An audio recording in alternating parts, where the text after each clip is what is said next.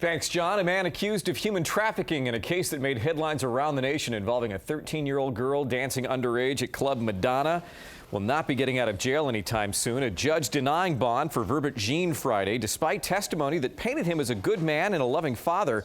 He's one of 4 people charged in that case involving a 13-year-old that police say was forced to have sex and then dance nude at Club Madonna on South Beach. Witnesses described Jean in a different light, saying the girl didn't look like she was being held against her will.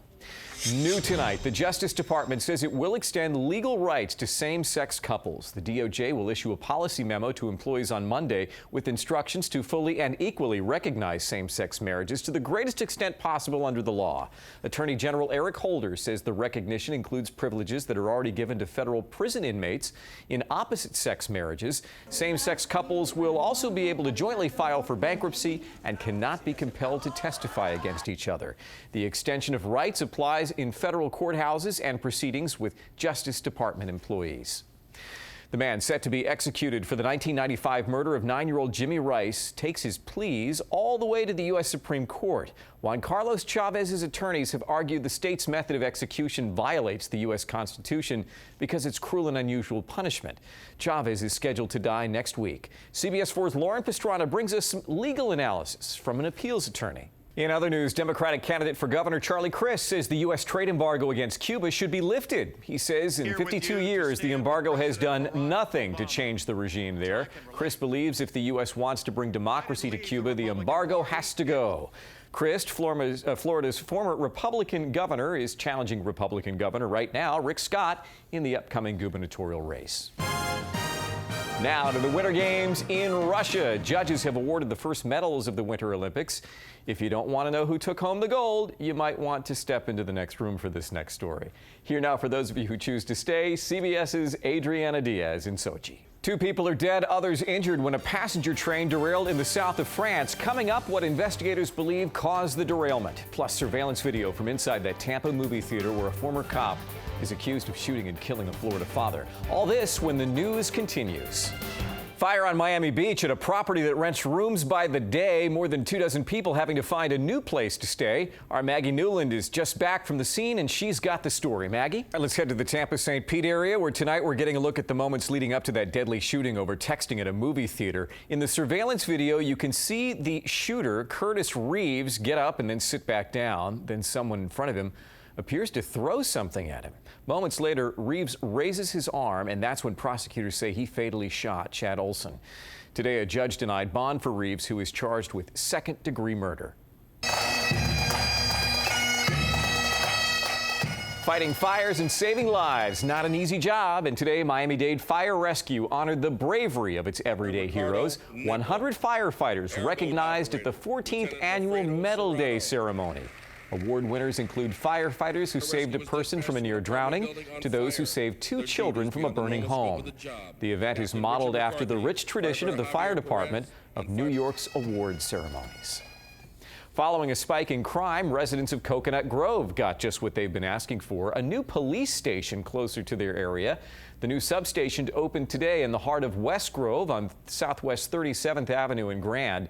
This will be the Grove's first and only permanent police substation. It'll be open from 8 in the morning to 5 in the evening, Monday through Saturday. Up next on CBS 4 at 6 o'clock, it is, get this, Snowbama.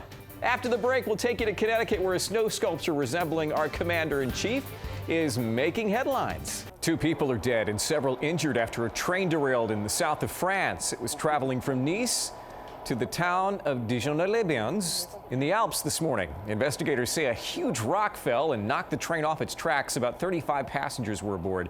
Investigators believe snow and rain may have triggered the rock fall.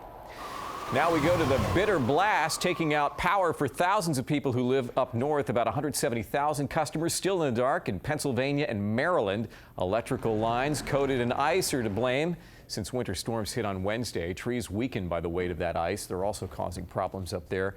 More than 1 million customers were left in the dark at the peak of the storm. The utility company that's operating in those states expects power to be completely restored on Monday. We are joined now by meteorologist John Giraldi. And John, we were just looking at that live picture from West Dade where firefighters are dealing with a little bit of a brush fire. I can see the plume in the distance. This is Chrome Avenue in Southwest 136th Street. Nothing threatening any nearby homes, but it's a grassy area there, and we're hearing about 10 to 15 acres are involved, and they're going to be keeping an eye on it all night long. As you, John, are keeping an eye on these sweltering temperatures. It was warm today. Yeah. Thanks, John. Does the face on this sculpture look familiar? No, it's not John Giraldi. It's Snowbama. A teacher in Connecticut had some free time during a school snow day, so he sculpted a tribute to our commander-in-chief. Sculptor David Sepulveda says the heavy and wet snow made it easy to put together the frozen bust of our nation's 44th president. It was a mix of Hollywood and Ivy League at Harvard University Friday. Harvard's famed theater group, Hasty Pudding, named actor Neil Patrick Harris its Man of the Year. The all-male group is known for its cross-dressing antics. As you can see, the How I Met Your Mother star fit in just fine. Every year, Hasty Pudding salutes and mocks performers who've made a lasting contribution to the entertainment industry. Coming up in sports, the first medals of the Olympics have been handed out. Which country is the early lead? And the Canes basketball team look to break out their ACC woes.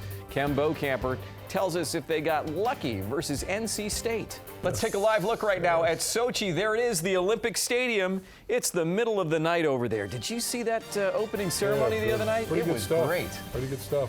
Well, of course, Kem and the CBS 4 Sports team will continue to update you on the latest out of Russia. And John Giraldi will be keeping an eye on the forecast for South Florida. All this as CBS 4 News rolls on tonight at 6 o'clock. That's our news for now, but for more, you can listen to our radio news partners, News Talk 610 and 100.3 WIOD. And a reminder, if you see news or weather happening, shoot it with your smartphone and email it to us. The address is pics@cbsmiami.com. You might just see it on the news. You can find me on Twitter @Brian Andrews. I'll be looking for you at 11 o'clock tonight. We'll see you then.